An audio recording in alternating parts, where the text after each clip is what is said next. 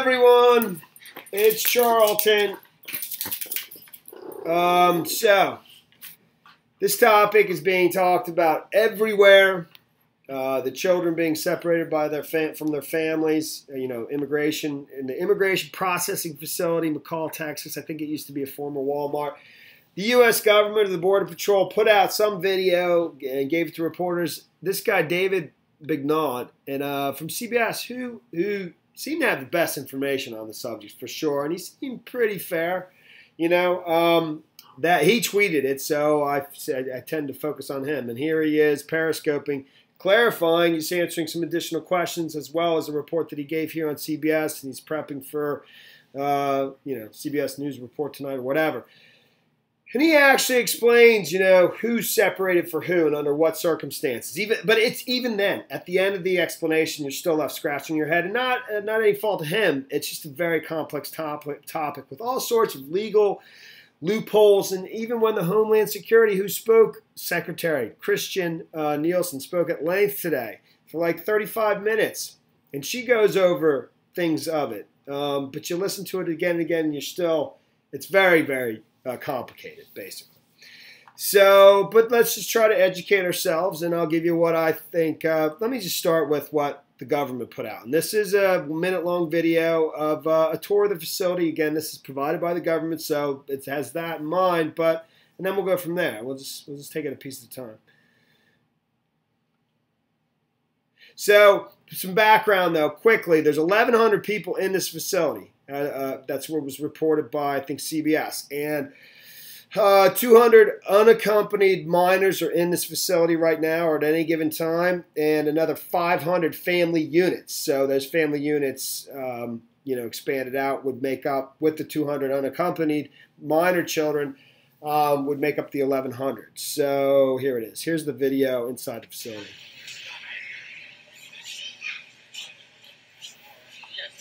ICE is the conduit for OR to get into the facility. So we have these are families. These are male head households, and they're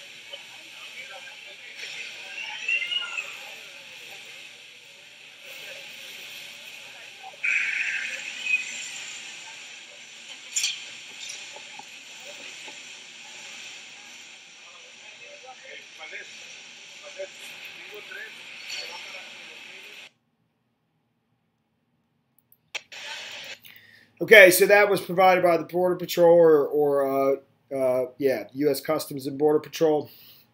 And because reporters were not allowed to bring in cameras, video, or anything, they were only allowed to take, tour the facility. They were given like 8 minutes. Actually, he explains, takes 15 minutes is in there, and are given a full view of everything. They're allowed to take notes, but not pictures or anything like that. So that's the only visual that's been, unless somebody snuck something. So, and he describes his entire, the tour of it. And I'm not going to play the whole thing, but here at the very end, he describes what conditions, what causes people to be separated from their parents. And so let me just play that and maybe explain it if I don't know. We'll see.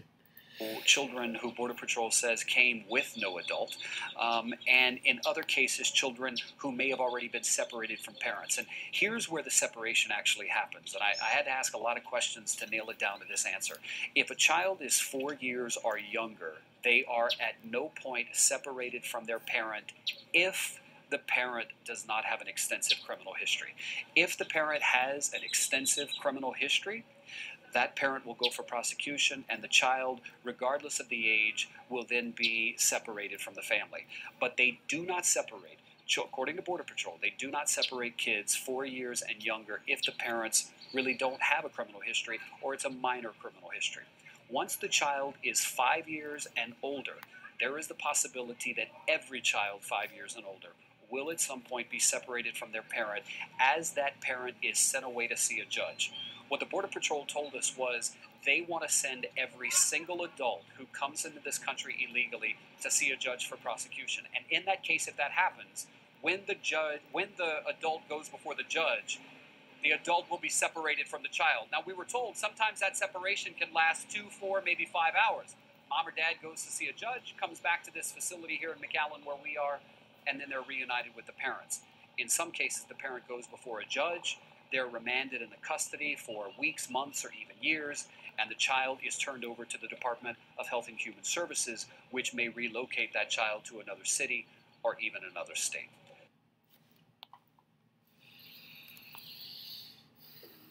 Okay, and you know, he does a pretty good job, I think, of explaining it there.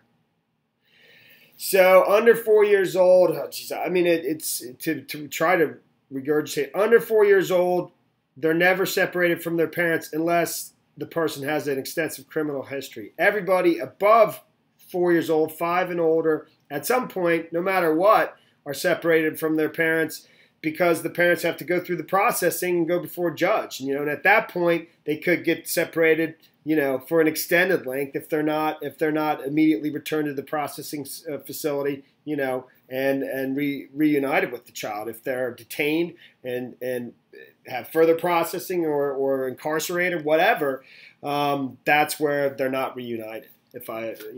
So, you know, I don't know that's all that unusual in the immigration processing. You know, that sounds about what would happen. You know, I don't know. So he explains, he goes on to clarify a few. I mean, there's so much to this topic. I think I've said that like 4 times, but there is. So, and it's real. I've tried to make this video several times. It's very difficult. But he explains in this video a couple things, and I'm not going to play, I don't think, much of it or any of it, actually, is that one thing he was asked was those, you know, the fenced-in cages. And the term cage, he was, according to him, he was given an email. He doesn't reveal who, you know, he's just being actually polite, doesn't reveal who from Homeland Security sent him an email, said we don't like the word cages, and that it almost suggests like we're treating these people like animals when they're not.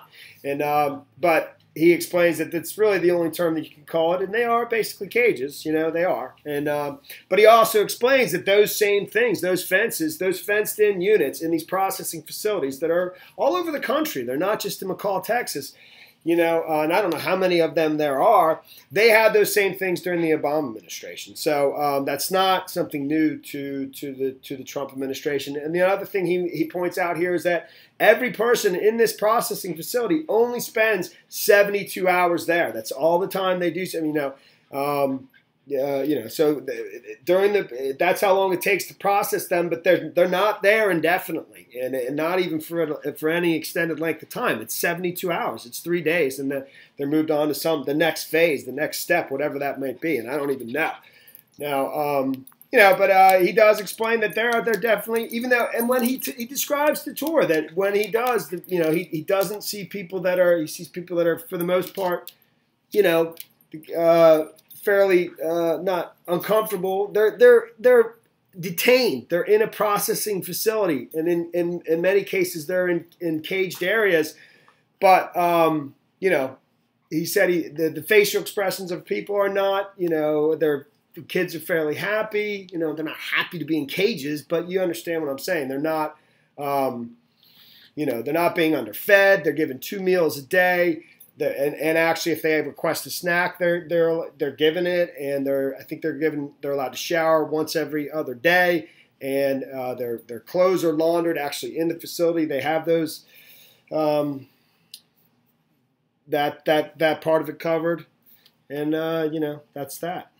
It's a lot, man. I'm going to keep going. So here's the Homeland Security Secretary who's been mischaracterized big time, and who I think is actually, a fairly sound, fair person who has a very, very difficult job, and she was mischaracterized big time on CNN, and they're basically saying that she's denying it and that she's admitting it, and it's just baloney, and it's just there's so many complicated elements to this issue that there is no, it takes even in a 45-minute speech, you come away from it still not very clear on what. I mean, it's very, very complicated and also extremely sensitive because you're talking about children, and these politicians are using these children to advance their own political thing, totally.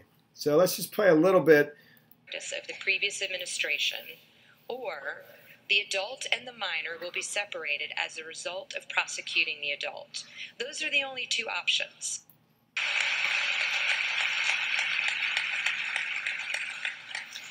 DHS and you on the border and in your communities around the country are faced with the reality not of our making. We cannot detain children with their parents, so we must either release both the parents and the children. This is the historic get-out-of-jail-free practice of the previous administration, or the adult and the minor will be separated as a result of prosecuting the adult. Those are the only two options. Surely it is the beginning of the unraveling of democracy when the body who makes the laws, rather than changing them, asks the body who enforces the laws not to enforce the laws. That cannot be the answer. So, I mean, and I tend to believe that in the past, basically, and I think she goes on later to suggest that the word is out, that if you come with children, across the border, you're more likely to be released, and that it provides an additional benefit, and you're more likely to not be detained, because of the complications, of this, of the bad visuals of what the Trump administration is experiencing. So it's not exactly that simple, but I'd say, the previous Homeland Security, Department was under different orders than they are now, in this circumstance. So let me keep going. This is where, it's kind of confusing, man. I'll just play it down and let you decide. And discussing ways to close them and to fix our broken immigration system. So let me take just a couple minutes to walk you through a few of these legal loopholes that DHS and you and your communities must confront every day, and the solutions that we have requested from Congress. First, under existing law, certain unaccompanied alien children from Mexico and Canada who enter illegally and have no valid claim to stay can be quickly returned home, but unaccompanied children from every other country in the world must be transferred to the Department of Health and Human Services within 72 hours and then released to parents or guardians within the United States. This is a significant pull factor that encourages these children to make the dangerous journey north. And it also belies the fairness of the system. We should be treating those from countries the same. Why is our system built on treating people from Mexico and Canada different than any other country coming to the United States for various reasons?